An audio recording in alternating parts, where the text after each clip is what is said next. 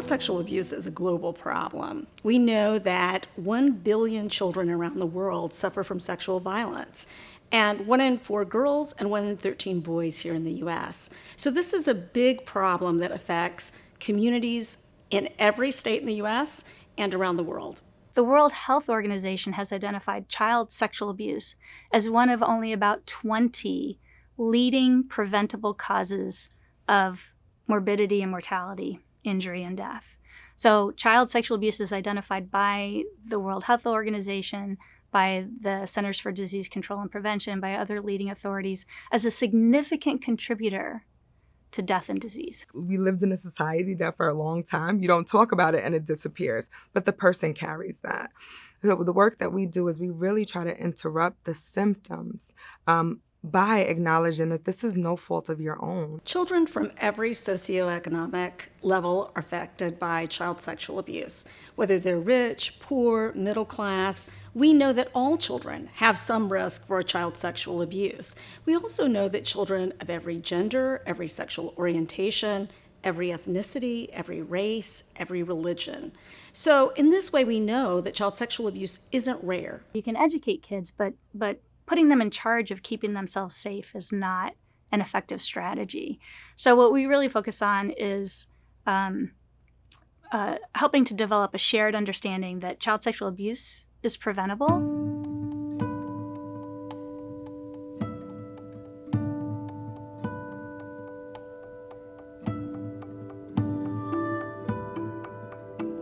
Child sexual abuse increases the risk for virtually every type of harm that you can imagine. When we think about children who have experienced trauma, when they don't have proper support to heal from it, this is where we start to see physical symptoms, mental health symptoms. So it increases the risk for things like post-traumatic stress disorder. Some of those symptoms will include depression, anxiety, it can be angry outbursts, other behavioral issues, sleep disturbance, nightmares is another common one. Avoiding certain people or places where they didn't avoid those people and places before. People who've experienced child sexual abuse are 200 to 300 times more likely than non-abused people to experience depression over the course of their life. So it's a huge risk factor for serious mental health problems.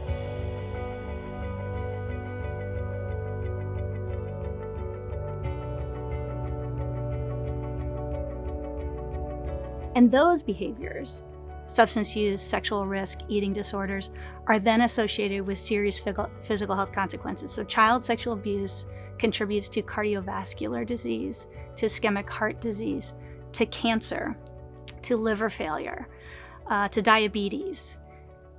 All of that contributes to earlier mortality. So child sexual abuse contributes to a shorter lifespan. The mind and the body are connected.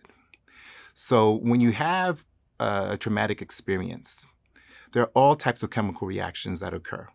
There is a response from the child that has to cope with the experience. Child sexual abuse isn't typically one incident or one event. And so at that point, the child is wired to be worried on a regular basis that another incident's going to happen to them. It changes their brain chemistry to the point that they're living under not just the memory of it happening once, but the constant traumatic stress of it occurring multiple times there.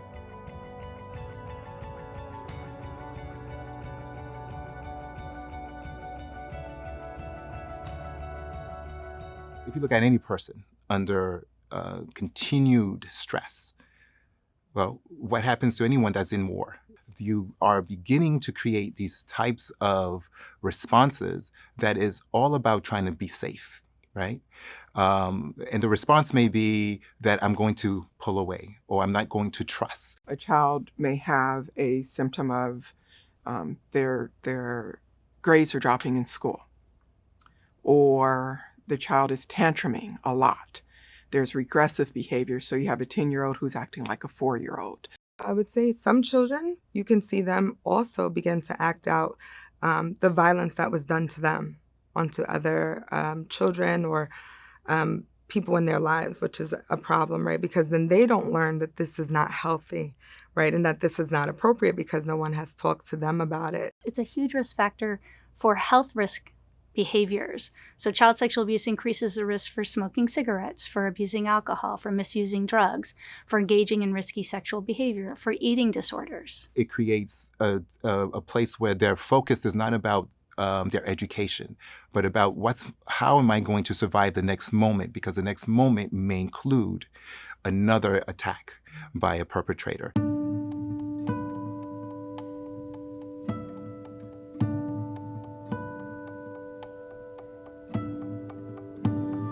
You know, all too often when kids have been impacted by childhood sexual abuse, the signs that manifest in school, for example, are misunderstood. And so that child who had just been sexually assaulted that morning the night before is so mentally and physically exhausted that they're falling asleep in class. One of the biggest things is with young male children is that they become physically aggressive or become physically destructive, right? So you might see that in some of their behavioral issues where they're destroying property, or they're picking fights with other children because they don't know how to cope with what's happening with the anger. And so a teacher, won't necessarily recognize that the kid had been a victim of abuse. They just see a kid who's falling asleep. They just see a kid who's disruptive. They put the kid out. As a result, then, that child's going to be at some point marked as that kid who's a troublemaker. And then people see the behavior and they no longer address the issue. They're just trying to address the behavior. So then this child ends up in detention or a timeout. All of this creates a relationship with all parts of community that becomes a very dysfunctional relationship. Same thing with young women. You might see that they start to sexually act out more, right? Because they've lost that sense of self-worth, trust in themselves, and they also lost protection, right? So now they find ways to protect themselves. Child sexual abuse is not, however, a life sentence there. And I think that the impacts of it can be reversed and countered through strong supportive people in a child's life to ensure them about what a healthy relationship looks like there, to build resilience in a child, that their life isn't defined by what had happened to them, but what they can do going forward there.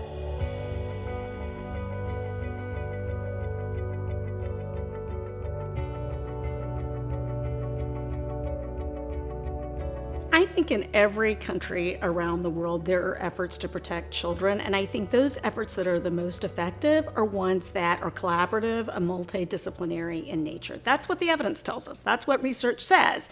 The interesting thing about CACs is we were trauma informed before the term even existed, right? The whole model is based on reducing child's trauma as an investigation proceeds. Whether they're called a children's advocacy center or a Barnahus house or some other model, this business of bringing together the professionals and wrapping their services around children who've been sexually abused, that's what helps kids heal, and that's what keeps them from being re-traumatized as their case progresses through the system, whatever that system may be, wherever they are.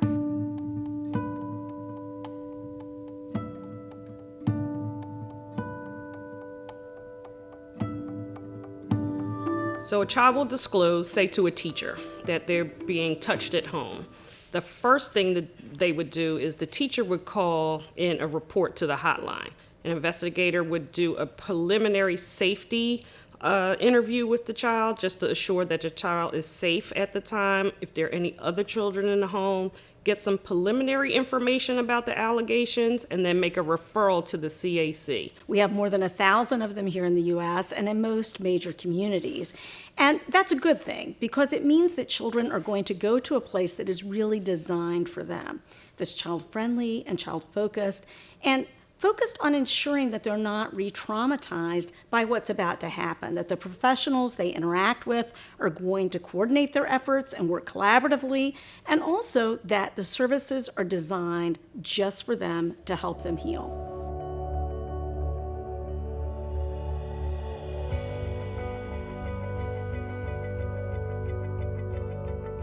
So CACs have people who are they're dedicated to making sure that any contact with that child, with that family, is going to be trauma informed. And that starts often from their contact with the advocate. There's a victim advocate who's meeting with the family and finding out what the family needs and talking to them about what the child said. And you can imagine, this is the darkest day that a parent can have, finding out that their child has been sexually abused. The advocate is often the first person that the family or the child will encounter. That person is trained to know how to talk to people in a way that's going to be sensitive to what they've experienced. It's going to respect their trauma.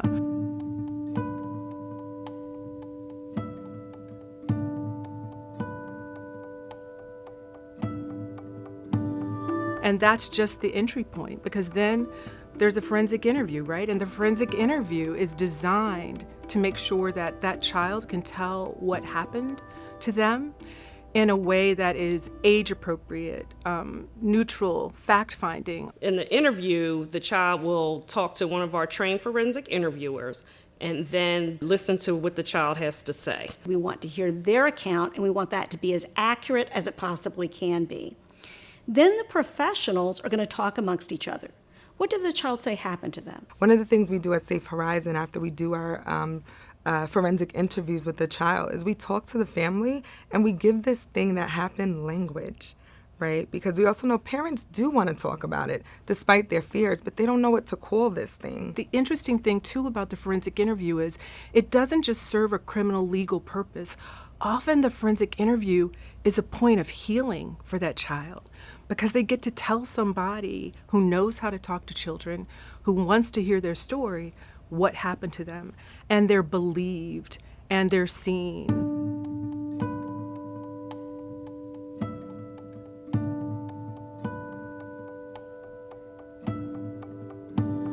Unlike some systems, we're not finished with the family that day. It's not like, well, go home, God bless, hope everything is all right. Instead, we're going to walk with families throughout that process, whatever it is. So through therapy, however long that lasts, through a medical evaluation, through the court process, and even beyond that. We've had families come back as much as 6 months later, a year later, right? And we're still here. That's the thing. It's not 3 strikes, we won't serve you, it's you took too long. There's none of that. Because we know that trauma shows up in different ways at different times. What do you think your family needs to be able to heal? What do you think your family needs for support? What do you think your family needs to move on from this incident? So being able to ask the family what they need is the first thing. And we know that child victims don't just come as a unit of one. They're part of a family, they're part of a community. And so our goal is to make sure that we're providing the support that that family needs so they can support that child. Are they safe to go home? Are they not safe to go home? What's going to happen from here? What resources are needed by the family? It could be food, it could be clothing, it could be a place to stay, it could be therapy, it could be medical help. The CAC is really the glue that's going to keep all that together and make those resources available to the family based on what their unique needs are. The research tells us that a child's ability to overcome child sexual abuse is really dependent on having at least one caring, stable adult in their lives. And often that's their primary caregiver, right? People have never been through this before, and CACs are able to say, here's what this is. We're going to walk with you. We're going to provide you with the information that you need. We're going to meet you where you are, and we're going to do it in a way where you don't feel diminished, where you feel cared about, where you feel seen, where you feel respected. I think it's our job to live up to kids' expectations, that we talk to each other, that we know about their cases, and that because of that, we're sharing information in a good way that can really make sure that we're able to hold offenders accountable, yes, criminal justice outcomes, but also, and more importantly, that the child, him or herself, themselves, that they're getting what they need to heal. When somebody says to you, how can I help you? I'm here to serve you. That's life-changing.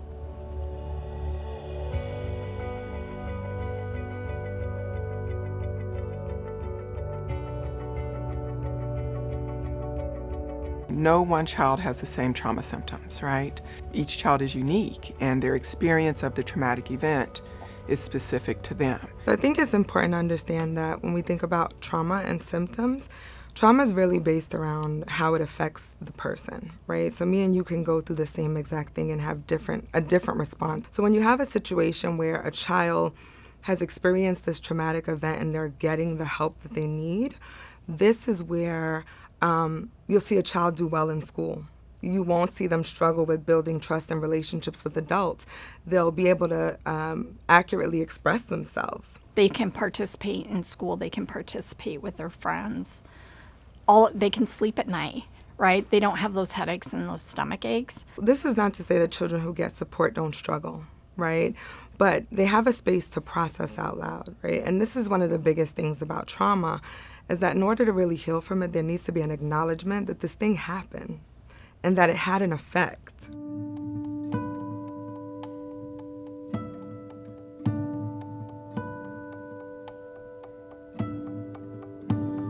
Because a child has been exposed to a traumatic event doesn't mean necessarily that they've been traumatized. And so the assessment is used to determine what the symptoms are, how is the child presenting, how does the caregiver describe the child's presentation. And so it's a way to measure trauma symptoms and to do it in an objective way. We don't want to refer all kids to therapy. We want to be able to identify those kids who need therapy, so we're referring the right kids to therapy. And that also helps us determine, based on their symptoms, what kind of therapy do they need. Doing assessments is really about finding out what the child needs, right? What are the child's symptoms? And the assessments are based on the child's input as well as based on the caregiver's input. And then what we do is we re-administer that mid-treatment and end of treatment. And that's going to let us know those symptoms that were elevated, did they drop? And when they can look at the graph, and the graph is a manifestation of what they're actually feeling, and they can see, oh yeah, I am having anxiety and it's really high on the assessment. Then it validates them, and it's affirming. It's like, okay, someone sees what I'm actually feeling.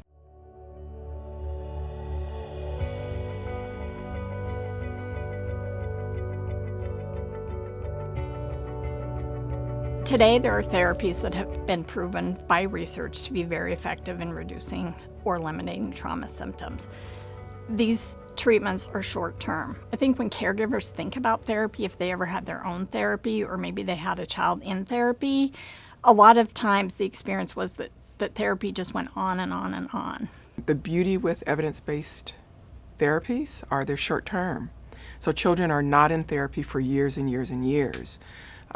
Children can go 12 weeks, 16 weeks, 24 weeks of therapy, and then they're done. And how wonderful is that for the child, for the caregiver, for the school, because the kid is in school. If they had behavior issues, those issues have been addressed. We want to decrease the symptoms, and if we can do that in a short amount of time, how fantastic. It's important that children get into therapy, do the work they need to, and then they're able to go on being kids. You can see some of the symptoms reduce themselves, right? Where this bad thing has happened, but they're still performing well in school. This bad thing has happened, but they still feel confident and are able to build relationships with adults because someone stepped in that they could trust. Successful treatment allows kids to go back to being kids. It allows them to have less depression, less anxiety, less panic, less fear of people and places. And it's a beautiful thing when you get to the end of treatment and the caregiver says, I have my kid back.